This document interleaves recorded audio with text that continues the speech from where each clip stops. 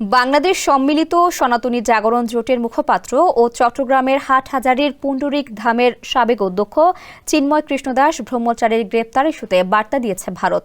সোমবার বাংলাদেশ সম্মিলিত সনাতনী জাগরণ জোটের মুখপাত্রকে রাজধানীর বিমানবন্দর এলাকা থেকে থানা হেফাজতে নেয় ঢাকা মহানগর গোয়েন্দা পুলিশ ডিবি। পরে তাকে গ্রেপ্তার দেখানো হয়। এ ঘটনায় নিন্দা জানিয়ে বিবৃতি দিয়েছে ভারত। দেশটির পররাষ্ট্র মন্ত্রণালয় বাংলাদেশি কর্তৃপক্ষকে হিন্দু সহ অন্যান্য সংখ্যালঘু সম্প্রদায়ের নিরাপত্তা ও সুরক্ষা নিশ্চিত করার আহ্বান জানিয়েছে।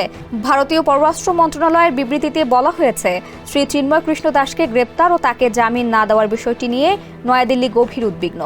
বাংলাদেশে হিন্দু ও অন্যান্য সংখ্যালঘুর উপর উগ্রবাদীদের একাধিক হামলার পর তাকে গ্রেপ্তারের ঘটনা ঘটল। জীবনকে উপভোগ করার সব আয়োজন নিয়ে একটি নিশ্চিন্ত কমিউনিটি লিভিং নিশ্চিত করছে রূপায়ণ সিটি উত্তরা। বাংলাদেশের সংখ্যালঘুদের বাড়ি, ব্যবসা প্রতিষ্ঠানে লুটপাট ও অগ্নিসংযোগ, একই সঙ্গে মন্দিরে চুরি ও ভাঙচুরের ঘটনা ঘটেছে। বিবৃতিতে আরও বলা হয়, এটি খুবই দুঃখজনক যে এসব ঘটনার সঙ্গে যারা জড়িত তারা ঘুরে বেড়াচ্ছে। তখন একজন ধর্মীয় নেতা, যিনি শান্তিপূর্ণ সমাবেশের মাধ্যমে বৈধ দাবি দাওয়া পেশ করছেন, তার বিরুদ্ধে কোনো ব্যবস্থা নেওয়া উচিত নয়। এর আগে বাংলাদেশ সনাতন জাগরণ মঞ্চ গত 25 অক্টোবর চট্টগ্রামে সমাবেশ করে। চিন্ময় কৃষ্ণ দাস এই মঞ্চেরও মুখপাত্র।